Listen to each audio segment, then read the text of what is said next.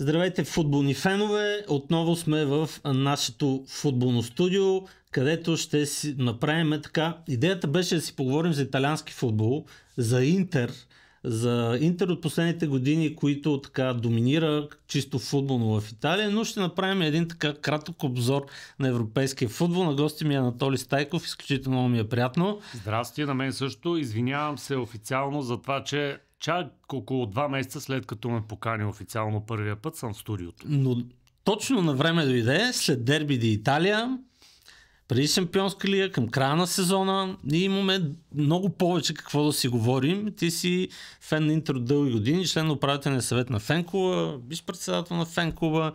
Имаш голяма история с футбола, обичаш да колекционираш и автографии. Виждали сме се на такива събития. Как ти почна любовта към футбола и към Интер? Това е една история, която, понеже много често ходя в студията на телевизията, която излъчва италианското първенство, и въпреки, че там момците знаят историята, обаче е супер странна и интересна и няколко пъти ме кара да я преразказвам. Сега, как точно стане за Палянко, не мога да кажа, вероятно по обичайния начин. Първите ми спомени бяха 82-а световното в Испания. Баща ми, лека му пръст, беше капитан далечно плаване, се върна от едно много далечно плаване и донесе един мега готин за времето си цветен телевизор, няма да му казвам марката, и гледах световното на цветния телевизор. Някъде там, не знам защо,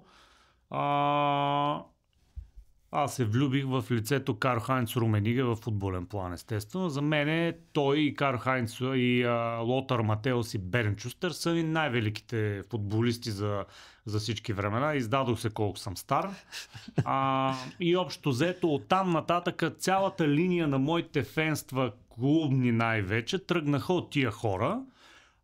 Интересното е, че в старата махала във Варна става въпрос. Във Варна квартал Чайка, футболна махала, изключително ненормални младежи, с много от тях сме приятели, сега се виждахме пак по Коледа, по Нова година, само че тогава в махалата имаше два отбора, Байер Мюнхен и Реал Мадрид. Италианския футбол не съществуваше. Може би причината беше, не знам, ти не си толкова стар колкото мен, на времето, общо взето, вариантите за гледане на такива неща бяха спортни свидетелства по всяка неделя в неделя. Да. Плюс гол след гол в евротурнирите през седмицата. И обикновено, явно, БНТ имаше договор с тия медии световни, които даваха картина от Испания, от Италия и от Бундеслигата. Да? И най-вероятно заради това всички бяха полудели по Байер Мюнхен и Реал Мадрид. 88 година, лятото, помня го, защото тогава в гимназията влязох, отидохме в нова махала, всички да живеем на ново място. Там всички бяха италианци. Това бяха времената, когато вече почнаха някакви мачове да се появяват по телевизията. Не беше тръгнало каучето още по всяка неделя. Он е млад отбор на Дзелио Вичини, тогава италиански, с тия млади Малдини, Барези, Бергоми и така нататък. Имаше много почитатели вече в България, особено сред женската част. И аз попаднах в някакво небрано лозе, защото имаше хора, те още са си супер запалени, близки приятели мои, ювентинци, миланисти, от Самдори имаше хора, от Рома, от Интер нямаше никой. И точно това лято, след европейското в Германия, Интер купи Лотар Матеус и Анди Брем. Викам, окей, няма проблем, аз съм от Интер. Те пък тогава направиха чутовния този исторически сезон с Джовани Трапатони, само с 2 загуби през сезона и с рекорден брой точки, но тогава бяха по 2, нали, не мога да ги направя съотношението. И оттам тръгна цялата работа вече толкова много години, защото интересното е, че на практика аз извън Интер не харесвам италиански футбол, не ми е до сърцето. Да не говорим за формата му Сквадра Адзура, там е страшно положението. Но Интер ти е останал доста на сърце. Но покрай Интер нещата са маниакална фаза много отдавна и покрай Интер все пак гледам много италианско първенство, имам познания, нали, и по другите отбори. Общо взето това е кратката версия на въпроса ти. Маниакално, като каза маниакално състояние, бил си на мач на ветерани. Като говорим за фенство, дай да започнем с мача на ветераните на Интер в Батуми. Да отидеш в Батуми да гледаш мача на ветерани на Интер си е... Това беше не просто ветерани на Интер, а от почти на 90% отбора, който направи требъл през 2010 година. Нямаше ги единствено Кристиан Киво, Валтер Самуел и Деян Станкович. И даже като си говорихме с Уесли Снайдер, защото той не повярва, че аз съм отишъл от България, нали, там. Значи ти като ми го каза преди ефир, аз също те погледнах странно.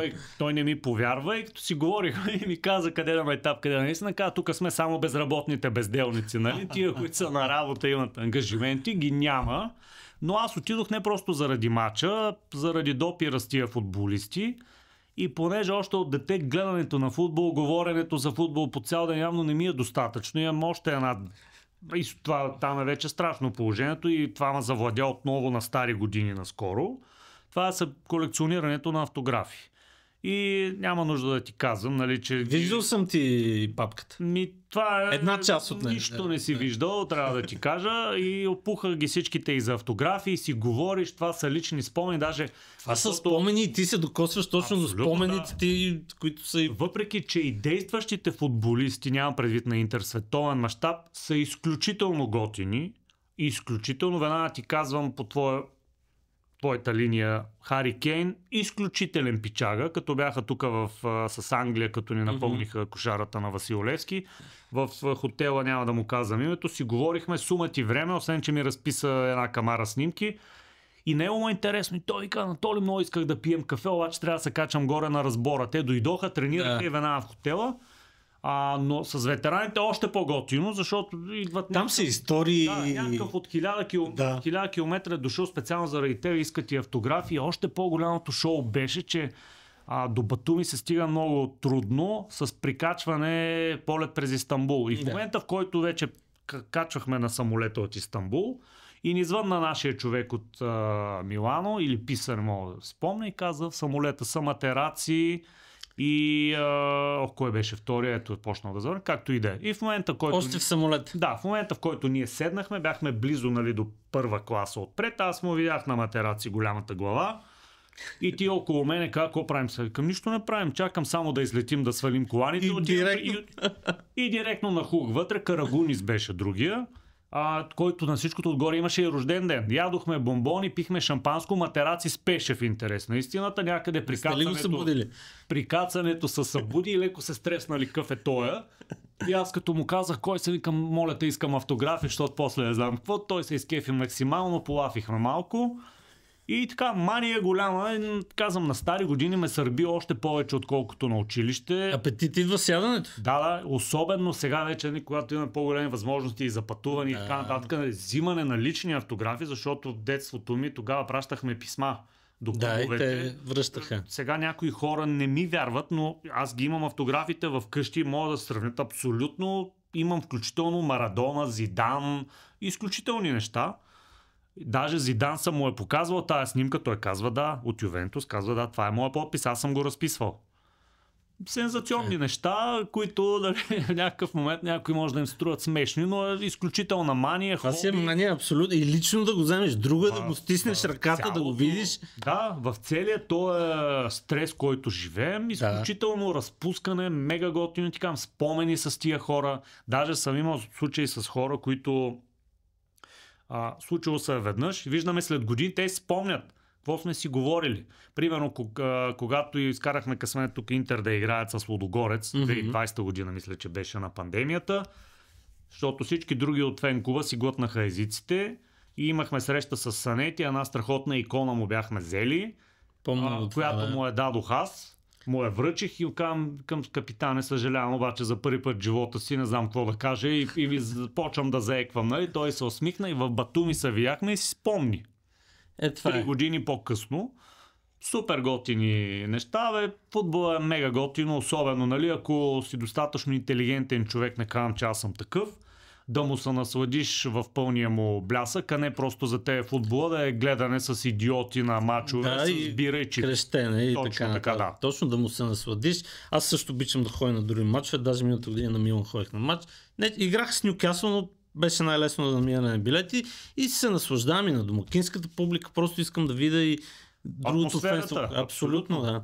Това в Милано все още е така оазис за ходене покрай другите отбори, защото стадиона е голям и все още има билети. Да. Особено пък за евротурнирите. Да.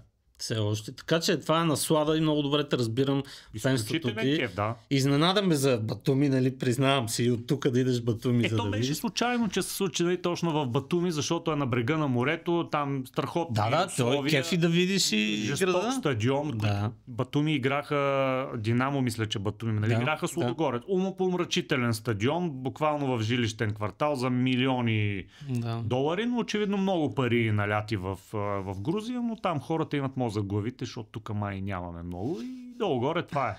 Да, личим, че имат повече от нас, така да го кажем. Да. Даже сега, нали, чакаме и грузинците и там вече съм подготвил снимки, има доста хора за автографи. Даже беше много готино, защото хората, с които бях, те знаеха, нали, че аз съм подготвен и сме седнали, имахме пропуски в официалната ложа. Треньор на Грузия от няколко години, той даже беше и в България с Грузия, бившия френски национал, играч на Байер Мюнхен, Вили Саньол. Саньол, да. И си говорихме, нали, аз го имам Вили Саньол тук, но очаквах да го срещна и съм си донесъл 2 снимки. Готвен си. И си говорим, нали, в ложата. Така и те ми се смеят, нали, добре, сега Интер ги опукам, а Вили Саньол сега ако се появи. И в този момент Вили Саньол сяда пред нас с помощника си буквално. И те изпадат в потреси ми се смеят, аз отварям тефтера, 2 снимки на Вили Саньол. Чаках да свърши по времето. Господин Саньол, как сте? Радвам се да видя. Пак виждали сме се в България. Човека му стана супер готино, разписа, даже после пихме коняк горе в това. Мега яки спомени с някакви хора, които сме ги гледали само по телевизията.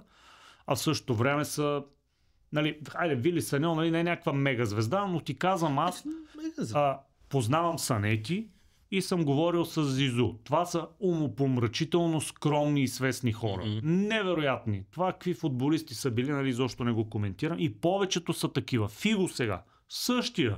Огромен. Да. Разбирам така ентусиазмът и страстта, която имаш защо е. Интер какво ти носи като отбор последните 2-3 години? Играете добре, шампиони сте, финал за Шампионска лига, злополучно паднахте. Интер е една огромна лудница и това продължава от момента, в който аз го открих този отбор. Казах ти, нали, по каква линия. Изключителна лудница, не е за всеки. Сега има отбори с много повече титли в Италия, и в Европа, и в световен мащаб, но има някаква тръпка в този отбор, който аз винаги къде на майтап, къде не на майтап казвам, това е отбор за интелигентни хора и много малко хора могат да го оценят. Нали, много е лесно да си, няма да споменавам имена, от другите реирани отбори от Италия.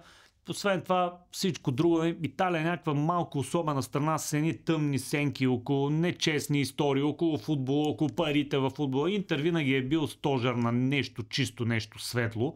Не, че това е причината, нали, да стана от него. Много такъв готин отбор и ти знаеш, че когато любимият ти отбор в някакви периоди, Интер има такива периоди, в които е доста зле. И не просто е зле, а съперниците му са много напред в материята. И това явно те кара още повече да го обикнеш този отбор. Той е така доста шантъв. Общо взето, примерно, ако се говори за шампионските титли на Италия, общо взето Интер е ставал шампион само в някакви сезони, когато е шампион още март месец. И затова, защото последния път така стана горе-долу. Да. И с Конте беше така. Да. И сега малко ми е притеснено, защото разликата е много кратка и въпреки, че напълно е възможно Интер да стане шампион, въпреки резила в неделя. Малко ми е странно, нали, защото обикновено в тия сезони с фотофиниш Интер не е късметлия там, особено ако не е с Жозе Мауриньо начело. И това е общо взето. Не казвам, че Интер е някакви имало, нали, радостните моменти. Естествено са много повече от някакви трудни периоди и така нататък. Готино, смисъл, аз си го харесвам този отбор и съм изключително доволен от изборите, които съм направил в живота си, чисто като футболен запалянко, защото знаеш, по-старите хора, така аз имам и други симпатии извън Италия, защото гледам и други парамества. Нормално ти като гледаш, няма как да нямаш симпатия. Няма как да не обикнеш и други отбори. Даже сега си спомням нещо изключително интересно. На времето във Варна, понеже на морето, кораби пътуват, това е малко по-отворени бяхме. Да. И имаше то още съществува, казваше се на времето Дом на транспортните работници, то е точно на централния вход на пристанището във Варна до гарата. На втория етаж, тя е една огромна сграда, беше една огромна зала, която трябваше да, като пристигнат чужди кораби, моряците им като са навън, навлядат вътре, има заведение, пият нещо, може би някакви други екстри имало, нали, тогава бяхме малки, не сме се интересували от тия неща. Но в един момент се появи един момък, който не си спомням как се казваше, да е жив и здрав, който тури какви глупости горе, сложи една сателитна чиния и се гледаха мачове. Само че тогава беше мега кофти, защото евротурнирите всичките бяха в сряда. Да, изключително трудно, но гледахме от 5 часа английски матч в събота, гледахме италиански в неделя и евротурнири, и това в едни години, когато по телевизията нямаше такива неща.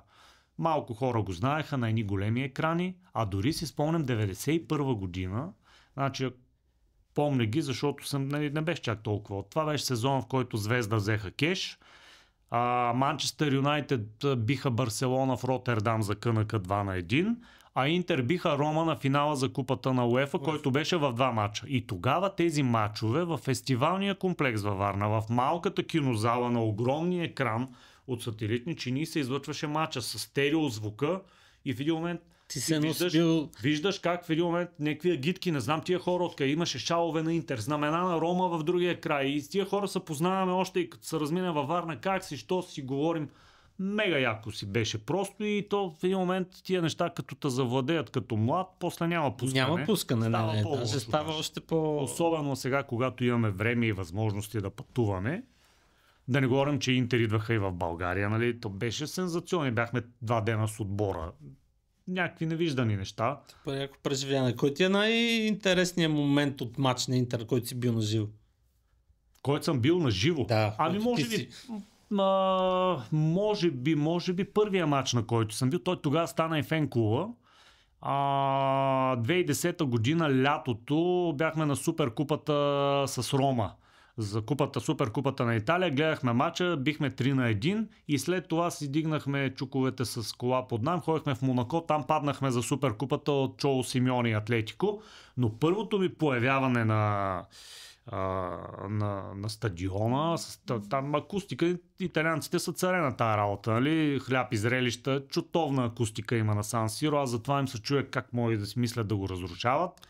Матчът беше готин, освен всичко останало в момента, в който отидохме, хвърлихме куфарите в хотела и излязохме да си купим билетите. Спомням си, беше една банка в центъра на Милано и имаше вътре може би 20 бюра с компютри и ги продаваха вътре. Беше събота. Матчът беше в неделя и в един момент още малко неориентирани с GPS-ите, знаеш тия тесните еднопосочни улички, особено в Южна Европа. И по едно време, аз докато се чудя на къде да гледам, виждам до мен един от групата, който гледа зад моя гръб към улицата и ще колабира. Какво стана, бе? Обръщам се и виждам буквално и където е камерата, в едно огромно черно, да не казвам каква кола, Лусио. И за късмет свети червен светофар. Естествено, търна бързо. Лусио, как си това, той се изкефи. Нямахме тогава, още се бях върнал към моята краста. Снимахме го, тогава телефоните бяха, няма нищо общо с сега. И някакви спомени, които после Бобо Виери срещнахме по улицата, някакви такива неща. И аз генерално на някакви грандиозни, кой знае какви финали не съм бил. Той не имало. Това си е финал, като ги видиш на улицата тези хора. Да, даже имах едни грандиозни проблеми, които трябваше да правя с зъбите ми. Имах запазен час и нямаше как да го пропусна. Точно когато беше финала с Манчестър Сити в Истанбул. Имахме билети. От Италия са мега готини в отношение от Интер. Това е много важно, между другото. Да. Дори, примерно, когато идваха в България, защото на тях им беше много удобно на фенове на Интер от Италия да дойдат в Разград през Букурещ. Тогава Валерио се каза, който е шеф на всичките интерклубове. Когато почнахме, той беше абсолютно новобранец в отдела, сега е шеф на отдела и няма никакви проблеми с него, мега свестен младеж. И тук ни е идвал на гости и така нататък, напивали сме го даже. Пълна програма. Да, трябва да свикне. Той беше много шокиран, когато влезе в заведението и каза: искам меню без глутени, сервитьора почти падна от коня. Някакви такива неща. И всичко е супер това и когато идваха в Разград, той каза, има много заявки, много над бройката, която ни отпускат. Аз първо изпълнявам билетите на Интерклуб България, който пожела, оттам всички останали. Страхотно просто. Това е отношение. Вие сте и редовни, ходите на много мачове, посещавате, знаят за вас. Та може би можеше да ти разкажа някакви щуроти от финала в Истанбул, но за съжаление даже тогава 2 дена по 2 часа бях на по 10 часа, извинявай, бях на заболекарския стол. Не ти е било до финала. И доктор Александров в Пловдив се смили и плати на телевизията и го пуснахме мача на компютъра. Той ми ровеше из устата, аз го слушах като радио. Той с асистентката си ми правеше зъбите. Може би това е най-интересният момент, когато си гледал мач. Да. Телевизионно радио такова излъчване. И така. Къде ще стигне Интер този сезон? Всичко е възможно. Шампионска лига продължавате и играете стабилен футбол. Интер на практика, особено в преки елиминации, да не кажа пък на финал, нали, в един мач, може да победи всеки отбор в света. Това се видя есента на гостуването на Манчестър Сити, когато Манчестър Сити не приличаха на това, което са в момента. Да. Интер спокойно можеха да си тръгнат с 3 точки, а не само с 0-0, въпреки че това лудо търчане после ни коства главите в дербито на Италия. За съжаление, ако опитам така малко по-глобално да ти кажа, това, което ти разказах преди малко, че покрай Интер гледам серия от много време и си го обичам това първенство, въпреки че да не се връщаме. И ми е много болно, това и редовно по телевизията го казвам, много ми е болно, защото серия няма нищо общо с това, което беше в годините, когато аз се запалих. Абсолютно е така. Тогава си огромна част от звездите играеха в Италия. Там бяха парите. Помниш, имаше години, в които италианските отбори, 3 италиански отбора взимаха 3 купи. Да не говорим, че не просто ги взимаха 3 купи, и 2 отбора на финала за купата на УЕФА. 90-те години беше нон-стоп така. Даже тогава 90-те години беше по-трудно да спечелиш купата на УЕФА, отколкото да спечелиш кеш. Защото няма нищо общо. Сега обикновено като го разказвам това, особено на някакви по-млади фенове, те гледат като индианци. Аз им дам следния пример. На времето отборът Наполи, който в момента е на първо място и имаше преди 2 сезона беше шампион и е много популярен, абсолютно нормално по целия свят, беше едно буквално селско отборче, казвам го с най-добри чувства, много приятели от Наполи. Беше едно селско отборче. Същото това селско отборче купи за тогава баснословните, мисля, че $12 милиона Марадона от Барселона. И тъй като това звучи невероятно. Един футболен бог като Зико играеше в Удинезе. Сократес играеше в Фиорентина. За 3 гранда изобщо не коментира на какви футболисти имаше.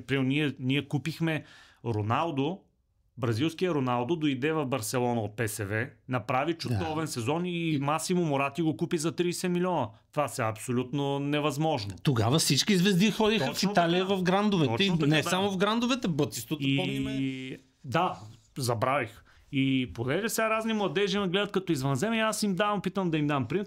Това означава, примерно ето сега този сезон, да не говорим за някакви слабаци, примерно от рода на Лече или Верона, но да кажем отново Удинезе. Удинезе вади миналото лято, вади 200 милиона, колкото беше клаузата на Мбапе, не както Реал го взеха без пари. Отиват и купуват Мбапе от ПСЖ. Това с Марадона беше същото.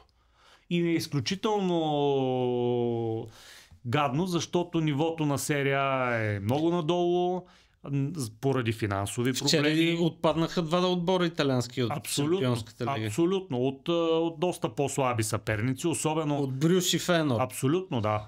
Да не говорим, че стигаме до ситуация, в която на времето италианските отбори, които бяха любими на съдиите, сега им точно дуспата в Бруж за Аталанта. Цялото съдийство с този вар става вече скандално. Но човек като Гасперини, един от най-възпитаните хора, и него съм си говорил, изключително готин човек, тих и скромен, той полудя, но това беше скандална дуспа. Изгледах му коментара, той беше бесен. Точно така. Да, и ето, че най-вероятно това се отрази с нощи, те отпаднаха. Въпреки, че там проблема е, че Аталанта, за съжаление, е малък отбор с малък бюджет и трудно. Не могат да надградат толкова, че да се борят. Свършват въздуха обикновено. И това се отнася за всички отбори. Значи Милан и Ювентус, аз по-слаби като състав, аз не съм ги виждал. И Интер имаха късмет преди няколко години преди пандемията, когато дойдоха китайските собственици, искаха да влязат така много юруш с рогата и бяха извадили пари и дадохме 90 милиона за Лукако. Да. След което нещата приключиха с пандемията, там по политическа линия им забраниха и така нататък. Но и много хитро след това си изиграха картите. Ами да, но в момента италианските отбори, включително Интер, трансферите им са, да, купихме Барела на практика за 40 милиона, но платихме половината от тях след първия му сезон, втората половина. Което показва... Но взехте със свободен трансфер много играчи. Да, което показва, че Интер не може да извади 40 милиона наведнъж. Сега Ювентус даде много пари това. Много пари, Милан тази буквално преди седмица изкара май към 200 милиона. Но това е за първи път от 10 години. Сигурно аз и миланисти имам една камара приятели, те говорят, това е скандално, има футболисти, нали, които преди години можеха само да помпят гумите на автобуса, нали, нищо друго да не... Абсолютно. И, те, щом от Тотнам започнаха да пазаруват ненужните на Тотнам, да. Ненужните на Тотнам. Точно така. И помага и десния бек на Ман Сити. Кайл Уокър, естествено, който е на 95 години долу-горе, да. И отиде в Милан, просто защото има, онен ден четох, 5-та заплата в Италия, някакви огромни пари. А това, което ти ми намекваш, свободните трансфери са много хитро нещо. Абсолютно.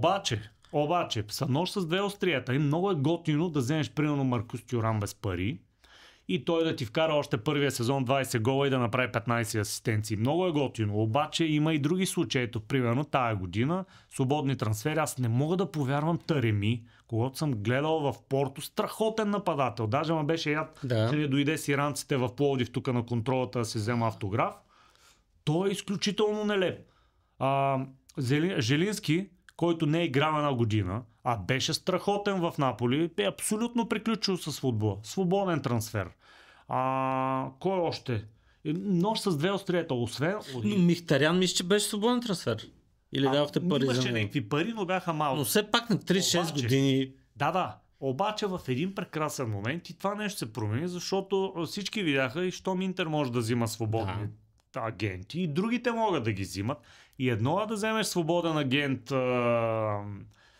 Тюрам, който още взето почти никой не го беше чувал. Друго е да вземеш със свободен трансфер Мбапе или Рюдигер или... Сега Трент Александър Арнолд, както искат. Да, там не знам нали какво ще се случи.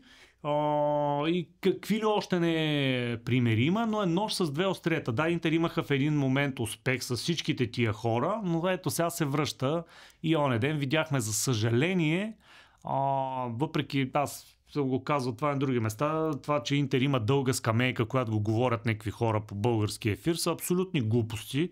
Да не говоря, че е нещо средно между абсолютна лъжа и някаква чутовната потия, нали, незнаене.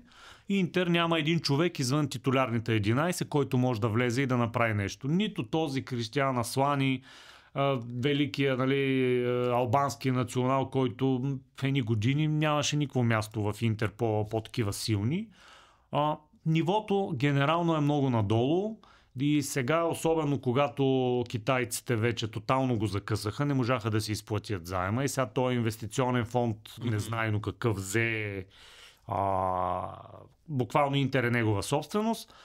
Единственото, с което Интер може да се похваля, е, че преподписа договорите с всичките си звезди и то за много пари, много напред. Това е важно все пак. Важно е, но... Задържа менеджера. Но но има някакви условности, защото първо тия хора, според мен, говорят за Бастони, за Ди Марко, за Лаутаро, за Барела най-вече. Тях им харесва в Интер, в Италия, не искаха да напускат, въпреки че и сега ако излезе примерно, не дай Боже, Реал Мадрид и извади 100 милиона на Барела, може и да се променят нещата в главата му, но поне сега всичко е окей. И второто, което е, аз си мисля, че това всичкото нещо се дължи не защото собствениците изкараха пари, а просто защото Интер ги изкара тия пари. С финала на Шампионската лига, ето сега 90 и колко милиона са спечели. За щастие това ултракатеначо на Симоне Инзаги като гос, особено с резервите, хвана Дикиш и взехме някакви пари, но генерално... Ти го каза, сега се сещам за един факт. Интер наистина взе 96 милиона като някакви изпечелени. Ти знаеш, че изпадащия в Англия взима толкова пари. Даже имаше сравнение, че Шефилд Юнайтед, като са били последния висшата лига миналия сезон, са взели повече, отколкото Интер са спечелили като... Веднага, защото и по този въпрос много често съм си говорил с приятели. Пак ти казвам, аз гледам и английски футбол, който никога не съм бил от тия, дето спорим, примерно серия А срещу Англия. Винаги съм казал, това е пълно безумие, нещата са толкова хем еднакви, хем толкова различни и е кеф да му се наслаждаваш. Даже мога да ти кажа, че в някакъв период от годините имах така доста солидни симпатии към Манчестър Юнайтед, най-вече покрай Райан Гигс и Рой Кин. Няма безгрешни хора. Абсолютно, да, сигурен бях, ще ми кажеш това. Симпатиите ми към Ман Юнайтед бяха точно този финал 91 година с Барселона, защото в моя футболен свят по-омразно нещо от отбора от Каталуния няма. Спираме с негативизма. И да се върнем към реалността. Пак ти казвам, те нещата са свързани. Просто италианското първенство не е интересно за гледане. То глобално като погледнеш, общо взето Висшата лига води с много пари. И стигаме до ситуация, в която преди години отбор като Увърхемптън може да си позволи Жоао Маутиньо за 50 милиона, когато 50 милиона бяха някакви чутовни пари. Докато Интер взима някакви хора, ще ви дадем другата половина, ама до година. Мхитарян, да. Който мина през цялата Висша лига или Раджа на Ингулан, примерно, това го съдят за наркотици. И ми е изключително странно и с този финансов ферплей, ето Пеп Гвардиола всяка година купува трима за по 70 милиона, обикновено най-малко двама от тях не ги харесва. Продава ги и купува нови трима за 80 милиона. И така, и този финансов ферплей как става тая работа? Това са абсурдни неща, но всичко е маркетинг, просто италианците.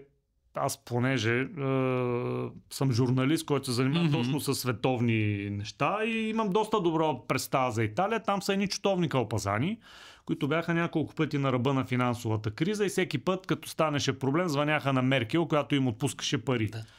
И за съжаление... Това се отразява и на футбола. Точно така. Имам един приятел от София, бате Валю, който е маняк, ходи, фен на Рома, но много се кефи да ходи и на серия Б.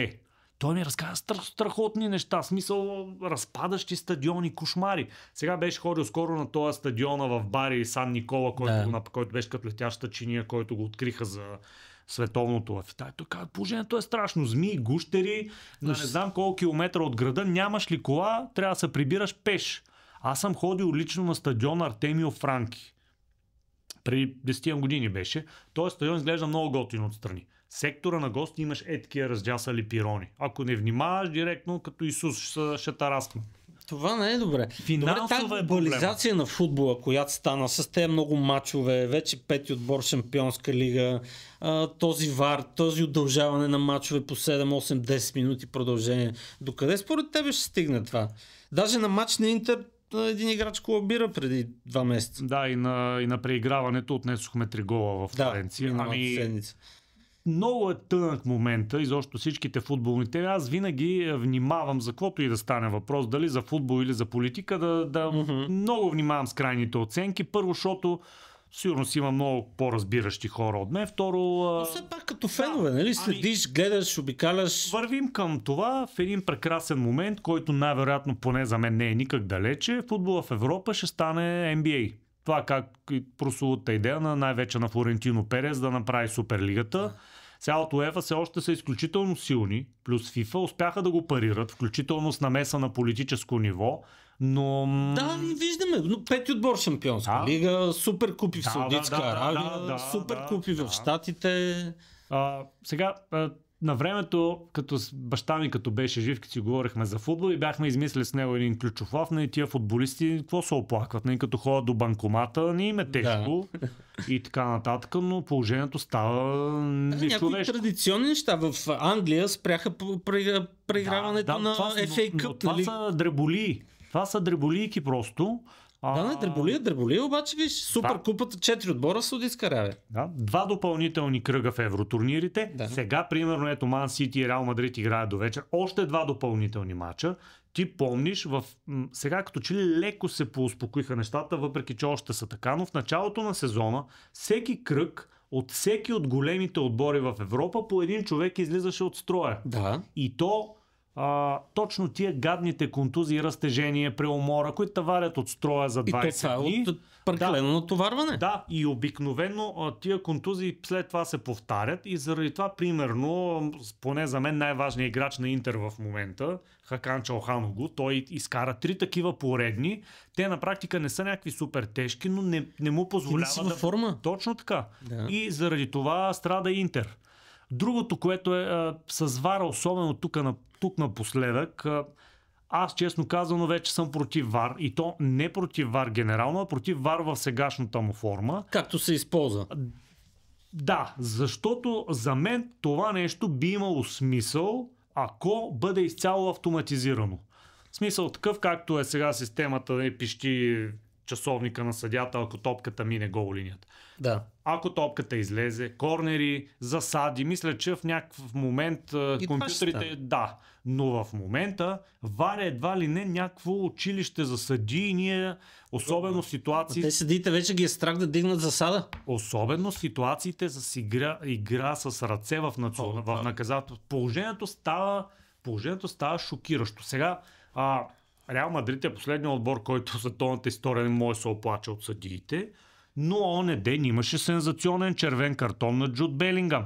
И ако не беше Джуд Белингъм, който аз също познавам лично, изключителен пич, изключително свестен, стъпил на земята младеж, ако не беше той, ако беше, да кажем, Рой Кин, съдята нямаше да излезе жив. Това е така. Или ще да излезе с половината си зъби, с които е влязъл на матча. Беше това пред 90-те години някъде. И това е пак, нали, сега пак някакви тежки спорове. Даже фен клуба на Реал Мадрид България са сърдити на телевизията, която излъчва. Да, има ги разни фенски такива. Аз пак ти казвам, винаги гледам да са по средата. Напрежението е изключително голямо и съм убеден, че съдиите по-скоро ги е страх да не ги обвинят в пристрастно съдийство срещу Реал Мадрид. Но ето, преди 2 седмици, пак Реал Мадрид, понеже имам слабости към тях и ги гледам, гостуването с Еспаньол и го гледаха на ВАР, имаше брутално влизане на откъсващ се сам срещу вратаря почти Килиан Мбапе, отзад тук в корите, със сигурност той има синина.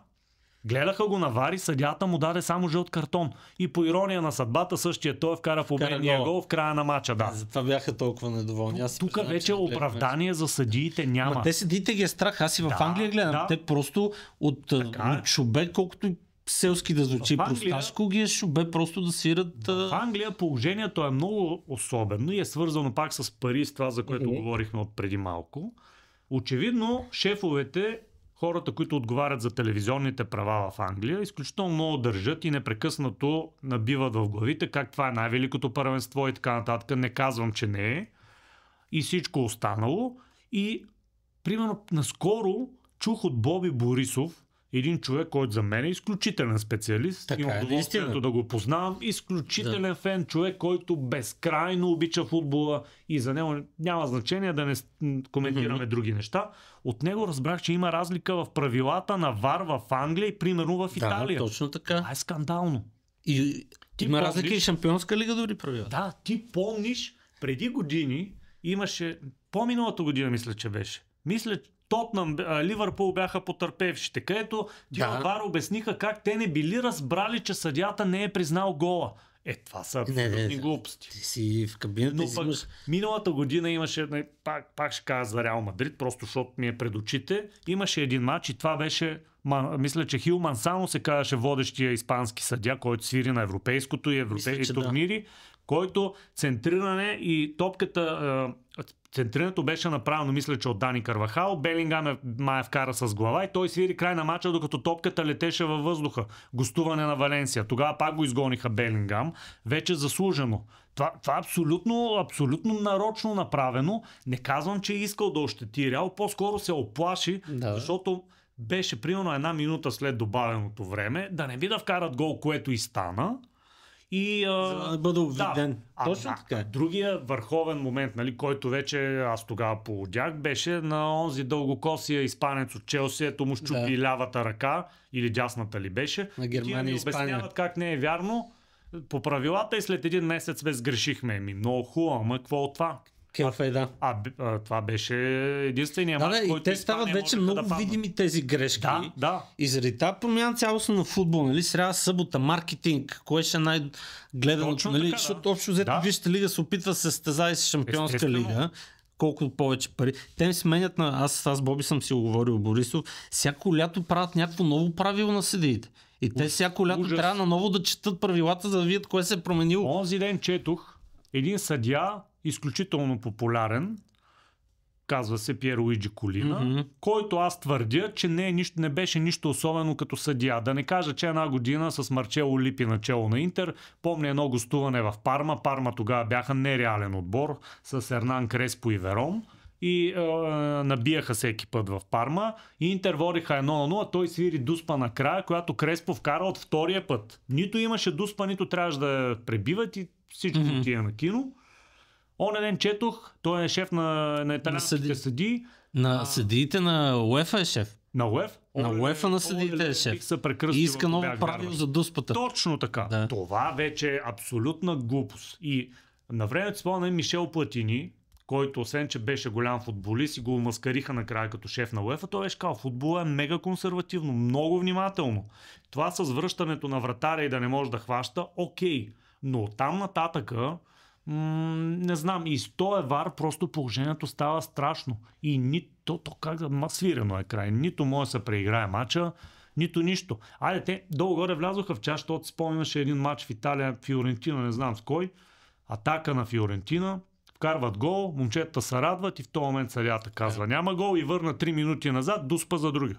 За други отбор. Това мисля, че го гледах, беше при 2-3 месеца. Не, преди години беше. Може и да се е повторило пак. Това може и аз да бърка, може и преди години. Тотнъм Ливърпул беше матча с оне гол, за който си. Тотнъм Ливърпул, точно така. Това просто е скандално. Футболът се развива по един начин, който може би точно така. Това поколение, моето и твоето, са свикнали с друг тип футбол. Не твърдя, че всичко това се случва, защото съдиите са корумпирани, купени, някои... Никой не твърди това. Имаше един матч пак на Реал Мадрид миналата година с Алмерия, който имаше скандални неща. Си представяш как Флорентино Перес, дето е със сигурност не се занимава слиза с облекалнята и казва на съдията Реал да обърнат. Както и да е и понеже... те правят грешки. Те се притеснят това, което ти казва. Нали, най-известният съдия в момента в Англия от Нюкасъл, Оливър, защото той наистина прави грешки на всеки матч на Арсенал и дори започне и на Сити да прави грешки. Видях, че го бяхте хранили нещо. Сещам се защо. Майкъл Оливър го помня преди години. Елиминацията Реал Мадрид с Ювентус, когато Кристиано вкарал най-задната ножица в Торино. И после беше 0-3 мача в Мадрид за Ювентус. Той дава много спорна дуспа срещу Лукас Васкес, как се каже, той пак беше някъде от Северна Африка, централният защитник. И Кристиано последната минута. Точно така. Даже продълженията бяха. Особен съдия. Има и нещо друго. Въпреки, че може би сега малко е променено, но на времето имаше много видима разлика между твърдостта на играта в Англия и в Европа. И това се отразява на критерия на съдиите, когато свирят мачове в Европа.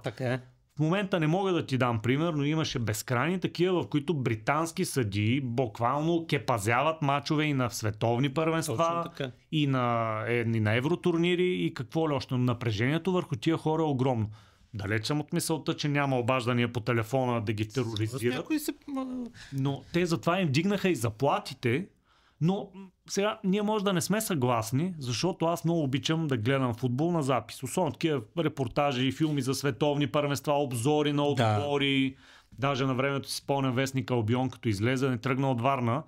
И в спортната зала имаше през зимата на видеокасети. Гледахме обзори на Англия. Обзора на Уимбълдън. Жесток кеф, човек. Жесток кеф. Джо Фашиню как блъска на гол линията Брус Гробелар и спори с съдията, що не е признал гол. Изумителни спомени просто.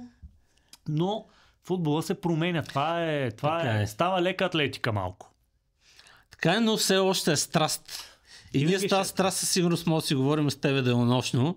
Да, определено. Да се ориентираме малко към завърших. Запазвам си право за края на сезона да направим едно предаване. Имаш телефона, когато да обсъдим. Даже живея наблизо. Идеално.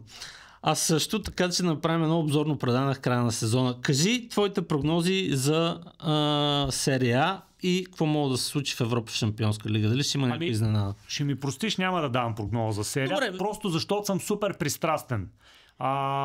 Силно се надявам Интер да стане шампион. Сега съвсем скоро предстои гостуване на Интер. Две точки не са нищо.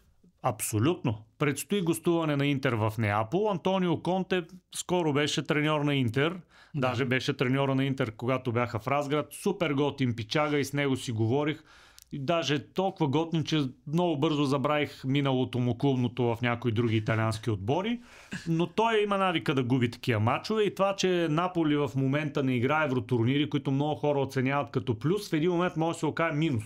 Защото не се знае Интер колко дълго време ще продължи да е шампионска. Играете с Арсенал, това ще е интересно. Да, абсолютно непредвидими вече са мачовете. Още повече Арсенал е вплетен в нереална битка в момента. Има няколко отбора шанс да станат шампиони в Англия. Така че за Италия силно се надявам Интер да опровергае традицията и да стане шампион при фотофиниш с една точка разлика накрая. Тоест интересно първенство в серия до края. Шампионската лига, въпреки че Интер участва там и други мои отбори, към които имам симпатии, ми е по-лесно да дам прогноза.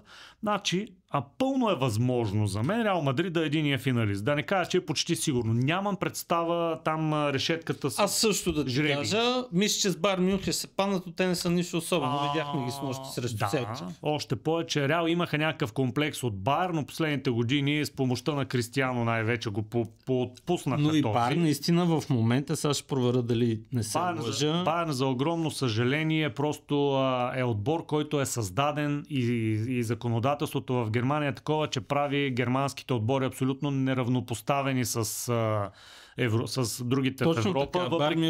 Въпреки, че дадоха 100 милиона за Хари Кейн. Ето сега не подновяват някакви дълги, но трудно могат да се преборят за някакви на времето. Беше по-лесно, но сега особено когато германски треньори отидоха в Англия, Гвардиола беше в Байер, нали, кам, че е германец, имат много по-богат поглед върху Германия и прибират играчи, докато на времето всичко отиваше в Байер. Да, почти всичко, освен Белингам, отиде в Англия. Точно така. И мисля, че Реал има огромни шансове да бъде единия финалист. Сега Реал яде два пъти, до момента. Много як бой от Барселона в Испания. Това няма да продължи дълго, нито ще продължи вечно.